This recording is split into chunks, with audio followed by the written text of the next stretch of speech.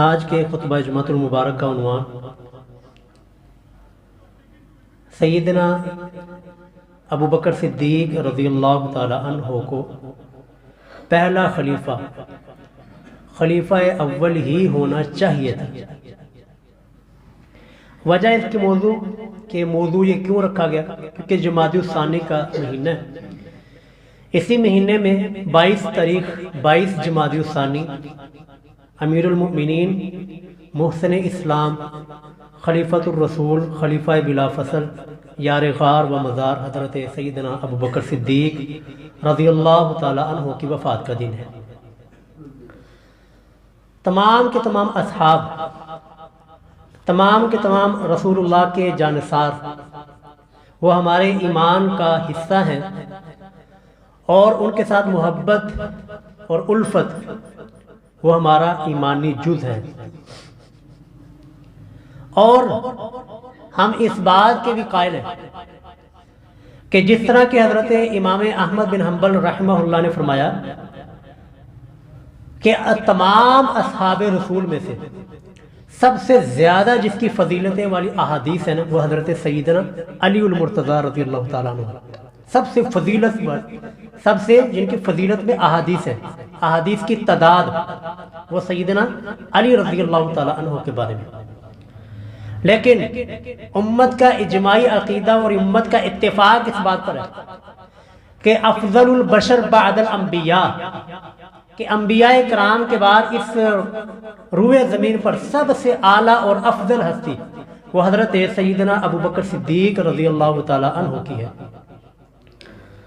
اور آج کا خطبہ وہ حضرت ابو بکر صدیق کے فضائل پر نہیں ہوگا، حضرت ابو بکر صدیق کے مناقب، ان کی حیات، ان کا تقوی، ان کی پرہیزگاری، ان کا خلافت کو سنبھالنا، اس کے اوپر نہیں ہوگا، بلکہ آج کا خطبہ وہ عنوان اس بات پر ہوگا کہ امت نے آج سے 1400 سال پہلے جو فیصلہ کیا تھا، جس بات کے اوپر پورے کے پورے اصحاب رسول، پوری کی پوری امت اکٹھی ہوئی تھی، حضرت سیدنا ابو بکر صدیق کو خلیفہ بنا کر ہم نے یہ بتانا ہے کہ امت کا یہ فیصلہ 110% برحق تھا۔ امت کا یہ فیصلہ 110% حق کے اوپر مبنی تھا۔ واقعتاً آج بھی 1400 سال گزرنے کے بعد ہم یہ فیصلہ کر سکتے ہیں اور کریں گے کہ حضرت ابو بکر صدیق کو ہی پہلا خلیفہ ہونا چاہیے تھا۔ کیسے؟ دلائل آگے آئیں گے۔ تو خطبہ جمعہ 3 عنوان اور 3 پوائنٹس کے اوپر مشتمل ہوگا۔ پہلا پوائنٹ یہ ہوگا جی، کیا رسول اللہ صلی اللہ علیہ وسلم نے کسی کو وصی اور خلیفہ بنا کر گئے؟ اور دوسرے نمبر پر دوسرا پوائنٹ کہ رسول اللہ ایک تحریر لکھوانا چاہتے تھے، ایک کاغذ قلم مانگا اور آپ ایک تحریر لکھوانا چاہتے تھے، وہ تحریر کیا لکھوانی تھی؟ اور تیسرے نمبر پر کہ حضرت ابو بکر صدیق کو امت نے جو خلیفہ چنا، اصحاب رسول کا جو اجماع اور اتفاق ہوا وہ 100% حق کے اوپر مبنی تھا۔ اس بات کے اوپر یہ 3 پوائنٹس کے اوپر جمعہ ہوگا۔ پہلا پوائنٹ کہ کیا رسول اللہ صلی اللہ علیہ وسلم نے اس امت کے اندر کسی کو نام لے کر خلیفہ بنایا ہو، کسی کو وصی بنایا ہو؟ اس کے بارے میں تو یاد رکھیے گا، رسول اللہ صلی اللہ علیہ وسلم نہ سیدنا علی رضی اللہ تعالی عنہ کے بارے میں وصیت کر کے گئے، اور نہ ہی حضرت سیدنا ابو بکر صدیق کے بارے میں رسول اللہ کی کوئی وصیت موجود ہے۔ رسول اللہ اپنے بعد امت کو کسی فرد کے حوالے نہیں کر کے گئے۔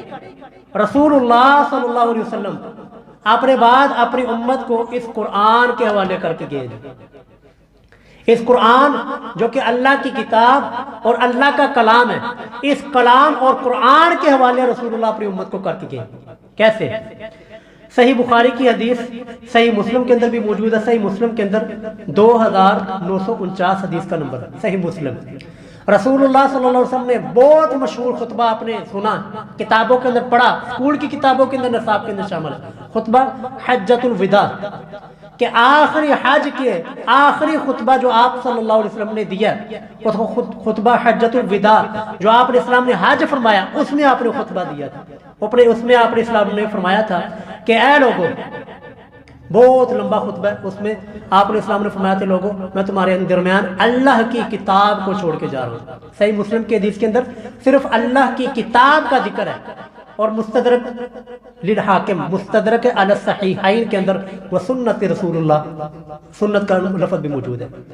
یعنی کہ خطبہ حجۃ الوداع جب پورے کے پورے آپ کے جانثار وہاں پر موجود تھے، آپ کی 23 سال کی محنت وہاں پر ساری کی ساری موجود تھی، وہاں پر اگر رسول اللہ نے کسی کو خلیفہ بنانا ہوتا، آپ نے کسی کو نائب مقرر کرنا ہوتا، آپ نے کسی کے اپنی امت کو کسی کے حوالے کرنا ہوتا، آپ وہاں پر کرتے جہاں پر سارے کے سارے اصحاب موجود تھے، آپ کی 23 سال کی محنت کا نچوڑ وہاں پر موجود تھا، لیکن وہاں پر آپ صلی اللہ علیہ وسلم نے امت کو کسی فرد کے حوالے نہیں کیا بلکہ اپنی امت کو قرآن کے حوالے کر کے گیا۔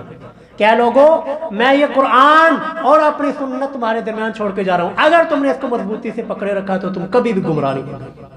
اور دوسری حدیث صحیح مسلم حدیث کا نمبر 6225 6225 غدیر خم والی بڑی مشہور حدیث۔ غدیر کہتے ہیں جی تالاب کو، خم یہ اس گراں کا نام تھا جی، گراں، یہ خم اس گراں کا نام ہے، یعنی کہ خم والے گاؤں کے تالاب کے پاس آ کر آپ صلی اللہ علیہ وسلم نے پھر وہاں پر ایک خطبہ اور دیا تھا۔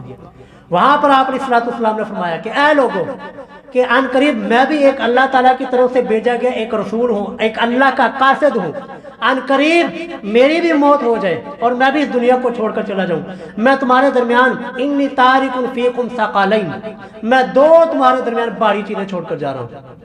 ایک اللہ کی کتاب، وہ اللہ کی کتاب اس میں ہدایت ہے، اس میں نور ہے، اور اللہ کی رسی ہے، جس نے اس رسی کو مضبوطی سے پکڑ لیا وہ کبھی گمراہ نہیں ہوگا۔ اور لوگ یہاں پر کیا کہہ رہے تو قرآن ڈائریکٹر اپنا گمراہ ہو جاؤ گے۔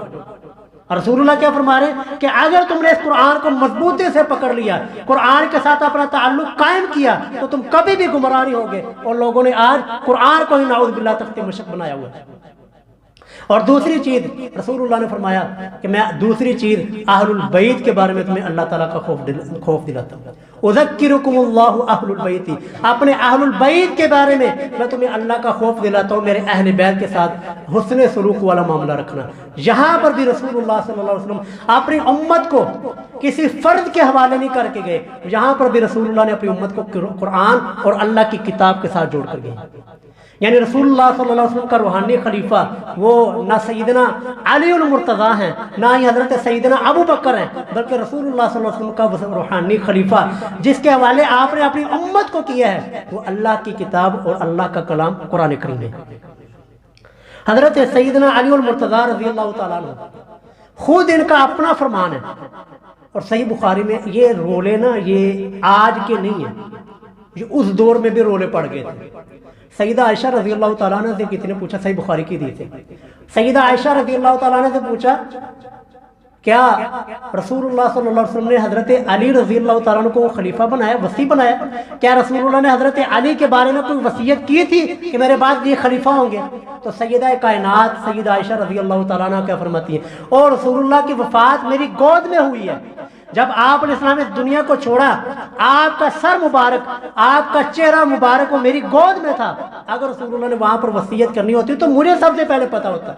رسول اللہ نہ حضرت علی کو وصیت کر کے گئے، نہ سیدنا ابو بکر صدیق کو وصیت کر کے گئے، بلکہ رسول اللہ اپنی امت کو قرآن کے حوالے اللہ کی کتاب کے حوالے کر کے گئے۔ سیدنا علی رضی اللہ تعالیٰ عنہ کا خود اپنا فرمان، یہ میں نے بتایا نا کہ یہ رولے اس دور میں بھی ڈل گئے تھے، آج سے 1400 سال پہلے کے رولے۔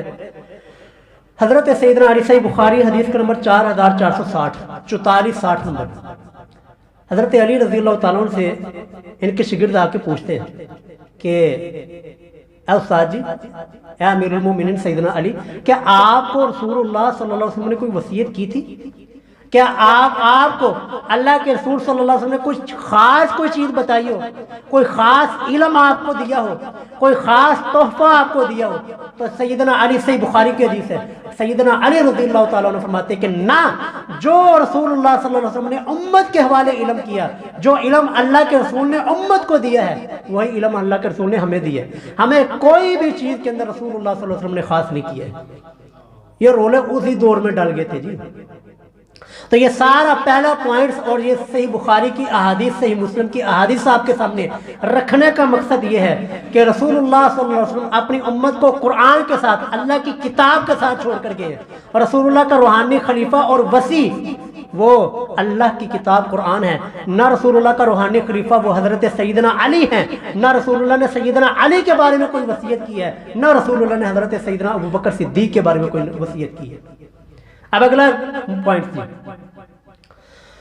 پوائنٹ ہے کہ رسول اللہ کو تحریر لکھوانا چاہتے ہیں، جس کو بڑا ہی مشہور حدیث قرطاس کے نام سے وہ احادیث کے اندر مشہور ہے، اور جس کو بڑا ہی ایک قسم کا ایشو بنا کے پیش کیا جاتا ہے۔ رسول اللہ نے کاغذ قلم منگیا سی، حضرت عمر رضی اللہ تعالیٰ عنہ نے قلم کا نہیں سی دیتا، کاغذ قلم نہیں لینے دیا تھا۔ اب وہ رسول اللہ صلی اللہ علیہ وسلم وہ کیا لکھوانا چاہتے تھے، کس کے بارے میں لکھوانا چاہتے تھے، اور کیا وہ خلافت کا معاملہ تھا، کیا وہ وصیت کا معاملہ تھا، یا کیا معاملہ تھا، ساری کی ساری ڈیٹیل، ساری کی ساری تفصیل احادیث کے اندر موجود ہے۔ لیکن آج ظلم کیا ہے، آج لوگوں کو قرآن سے توڑ کر اور احادیث سے توڑ کر تاریخ کی جھوٹی قصے کہانیوں کے پیچھے لگا دیا گیا۔ اس وجہ لوگ آپس میں لڑ رہے ہیں، اور لوگ آپس میں ایک دوسرے کے اوپر کفر کے فتوے اور پتہ نہیں کیا کیا لگا رہے ہیں، جبکہ احادیث کے اندر سارا چیزیں موجود ہے کہ رسول اللہ لکھوانا کیا چاہتے تھے۔ عزیزو، اگر رسول اللہ صلی اللہ علیہ وسلم نے لکھوانا ہوتا نا تو حضرت ابوبکر صدیق کی خلافت لکھوانی تھی۔ اپنی طرف سے نہیں بات کہ میں حضرت ابوبکر صدیق کو پہلا خلیفہ مانتا ہوں اس وجہ سے کر رہا ہوں، نہ، میں اس کے اوپر صحیح بخاری کی احادیث آپ کے سامنے رکھوں گا۔ صحیح بخاری حدیث کا نہ صحیح مسلم حدیث کا نمبر 6178 6178 صحیح مسلم۔ حضرت سیدہ عائشہ رضی اللہ تعالیٰ عنہ سے پوچھا گیا، سوال کیا گیا کہ من کان رسول اللہ صلی اللہ علیہ وسلم مستخلفاً، کہ رسول اللہ صلی اللہ علیہ وسلم کس کو خلیفہ بناتے، لو استخلافہ، اگر رسول اللہ کسی کو خلافت کے لیے، کسی کو وصیت کے لیے نائب بنا کر جاتے، اگر رسول اللہ کسی کو وصیت کر کے جاتے، اگر رسول اللہ کسی کو وصیت کرتے تو رسول اللہ کس کو وصیت کرتے، کس کو خلیفہ بنا کر جاتے؟ تو سیدہ عائشہ رضی اللہ تعالیٰ عنہ فرماتی ہیں لو استخلفہ، اگر اللہ کے رسول کسی کو وصیت کر کے جاتے، کسی کو خلیفہ بنا کر جاتے، تو رسول اللہ صلی اللہ علیہ وسلم ابا بکر، حضرت ابوبکر صدیق رضی اللہ تعالیٰ عنہ کو خلیفہ بناتے ہیں۔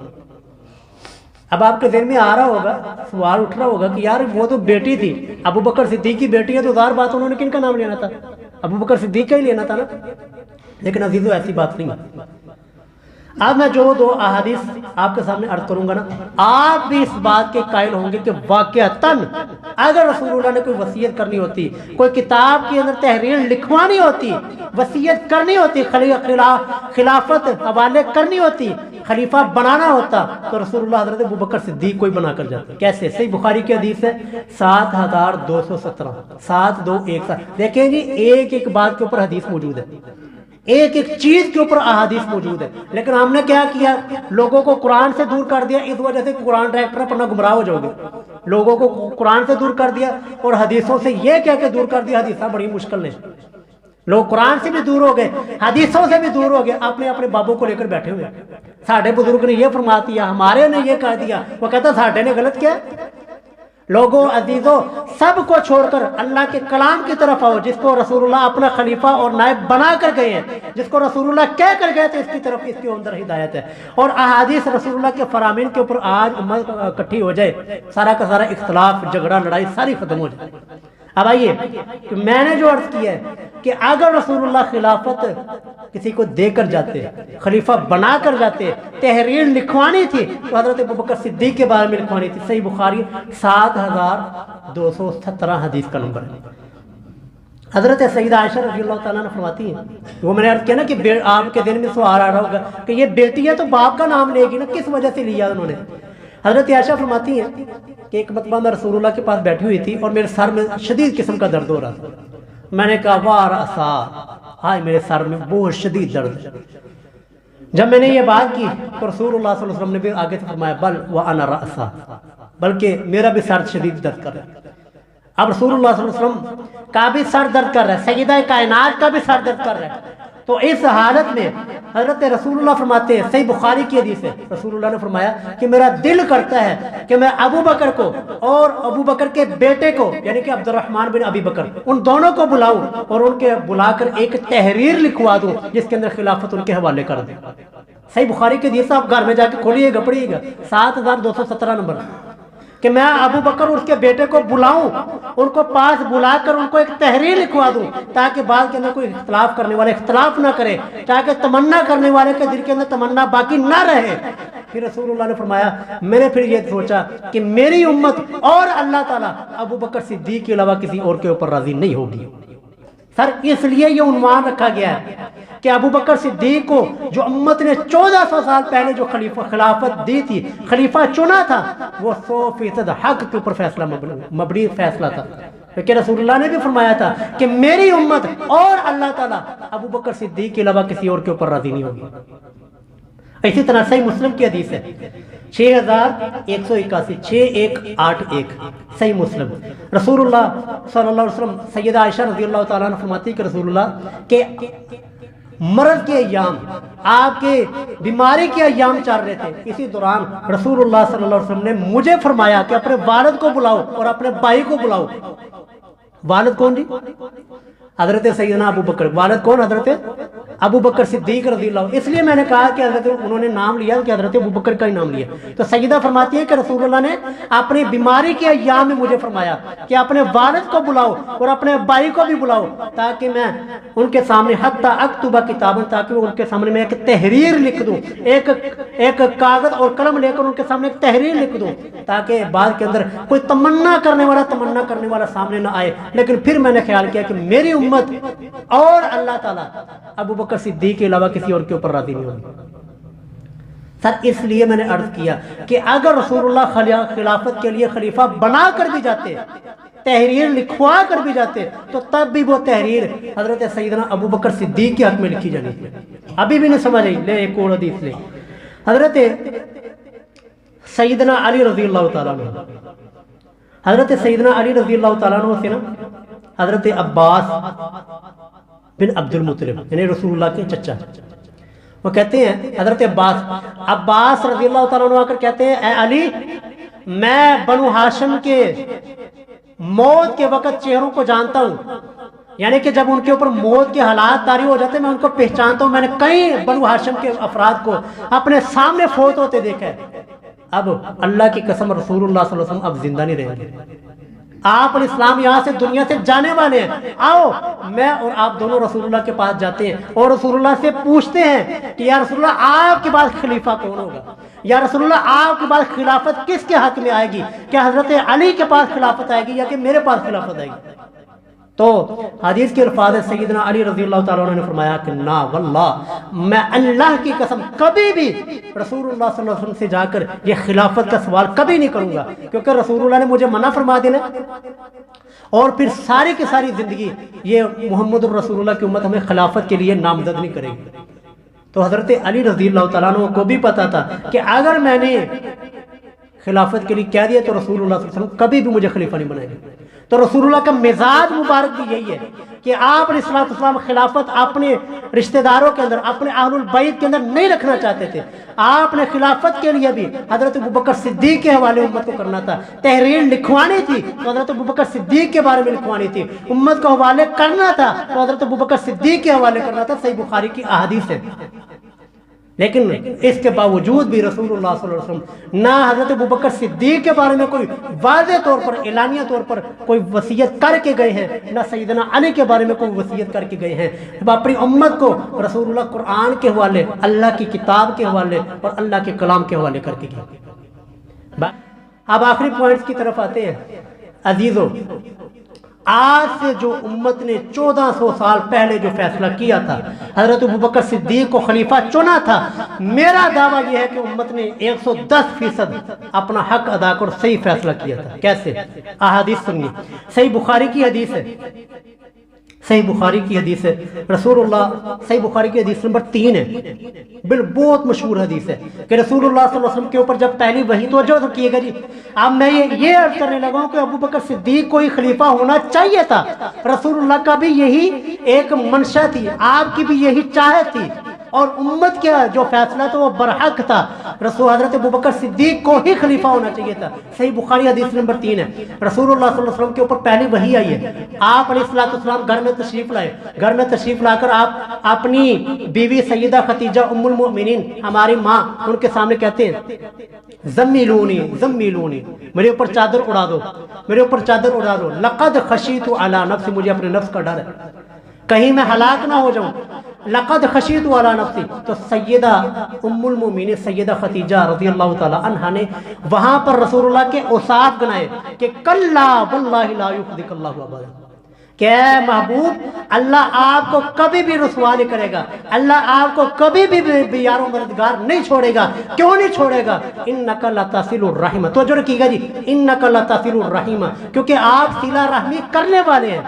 وتحمل الکلہ، اور آپ کمزوروں کا بوجھ اپنے سر پہ اٹھانے والے ہیں، وتقری الضیف، اور آپ مہمانوں کی مہمان نوازی کرنے والے ہیں، وتعین علی نوائب الحق، آپ حق بات کے اوپر دوسروں کا ساتھ دینے والے ہیں، پریشانی آئے تو آپ ان لوگوں کی پریشانیوں کو حل کرنے والے ہیں، مصیبت آئے تو اس مصیبت کے اندر آپ لوگوں کی مدد کرنے والے ہیں، اس وجہ سے آپ کو اللہ کبھی بھی ہلاک نہیں کرے گا۔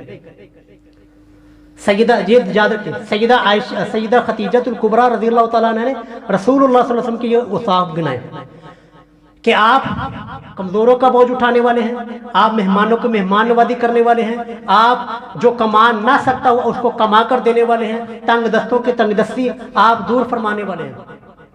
سر سیم یہی الفاظ، ایک نقطے کا بھی فرق نہیں ہے، ایک زبر زیر کا بھی فرق نہیں ہے، یہی الفاظ ایک مکے کے سردار نے حضرت ابوبکر صدیق کے بارے میں بولے۔ یار کتنی عجیب بات ہے کہ دو مختلف شخص، دو مختلف افراد کے بارے میں ایک جیسے الفاظ بول رہے ہیں، کیسی عجیب بات ہے۔ یہاں پر الفاظ کس نے بولے؟ سیدہ خدیجہ نے حضرت محمد الرسول اللہ کے بارے میں الفاظ بولے، اور ادھر کیا ہے؟ ادھر ابن الدغنہ مکہ کا سردار، اس نے یہی الفاظ حضرت ابوبکر صدیق کے بارے میں بولے۔ جب حضرت ابوبکر صدیق ہجرت کر کے مکے کو چھوڑ کر ہجرت کرنے کے لیے جا رہے تھے، مکہ سے نکلنے کی تیاری میں ہے، یہ ابن الدغنہ صحیح بخاری کی حدیث ہے، صحیح بخاری کا حدیث کا نمبر ہے جی 2297 یہ ابن الدغنہ ملا۔ ابوبکر کہاں کا ارادہ ہے؟ حضرت ابوبکر نے فرمایا کہ میری قوم والے یہاں پر رہ کر مجھے عبادت نہیں کرنے دیتے، تو وہاں پر وہ سردار کہتا ہے انکا اے ابوبکر، تیرے جیسا انسان لا یخرج ولا یخرج، نہ ہی وہ نکل سکتا ہے نہ اس کو نکالا جا سکتا ہے۔ کیوں نہیں نکالا جا سکتا؟ انکا لا تصل الرحم وتحمل الکلہ وتکسب المعدوم وتقری الضیف وتعین علی نوائب الحق، وہی الفاظ جو حضرت خدیجہ الکبریٰ نے محمد الرسول اللہ کے بارے میں بولے تھے، وہی الفاظ یہ مکے کا سردار حضرت ابوبکر صدیق کے بارے میں بولتا ہے۔ تو اس لیے میں نے کہا کہ عقل بھی کہتی ہے کہ ابوبکر صدیق کو ایک خلیفہ ہونا چاہیے تھا، کیونکہ جو اوصاف، جو خوبیاں اور جو کوالٹی رسول اللہ کی تھی، سیم وہی خوبیاں حضرت ابوبکر صدیق کے اندر بھی موجود تھی۔ تو خلافت کے لیے حقدار کون سا ہونا چاہیے تھا؟ اسی کوالٹی والا، انہی خوبیوں کا حامل انسان ہونا چاہیے تھا، انہی اوصاف والا، انہی خوبیوں والا انسان ہونا چاہیے تھا جو کہ رسول اللہ صلی اللہ علیہ وسلم کی خوبیوں جیسا انسان ہے۔ اور وہ خوبیاں حضرت سیدنا ابوبکر صدیق کے اندر پائی جاتی تھی، اگرچہ سارے کے سارے اصحاب وہ ہمارے سر کا تاج ہیں، سارے کے سارے اصحاب وہ ہمارے ایمان کا حصہ ہیں، سارے کے سارے اصحاب کے ساتھ محبت کرنا وہ ہمارے ایمان کا جز ہے۔ لیکن رسول اللہ کی جو کوالٹی ہیں، آپ علیہ السلام کی جو خوبیاں ہیں، آپ علیہ السلام کے اندر جو اللہ نے اوصاف رکھے تھے، ان اوصاف کا اگر حامل انسان تو حضرت ابوبکر صدیق تھا رضی اللہ تعالیٰ عنہ۔ اور صرف اوصاف کی بات نہیں، اخلاقیات کی بات نہیں، اور صرف اوصاف حمیدہ کی بات نہیں، ہمارا تو یہ دعویٰ ہے، اور اس کے اوپر میں حدیث بھی پیش کروں گا، شکل و صورت کے اعتبار سے بھی، حلیے کے اعتبار سے بھی حضرت ابوبکر صدیق رضی اللہ تعالیٰ عنہ رسول اللہ کے مشابہ تھے۔ کیسے؟ حضرت ابوبکر صدیق رضی اللہ تعالیٰ عنہ نے صحیح بخاری حدیث نمبر 3906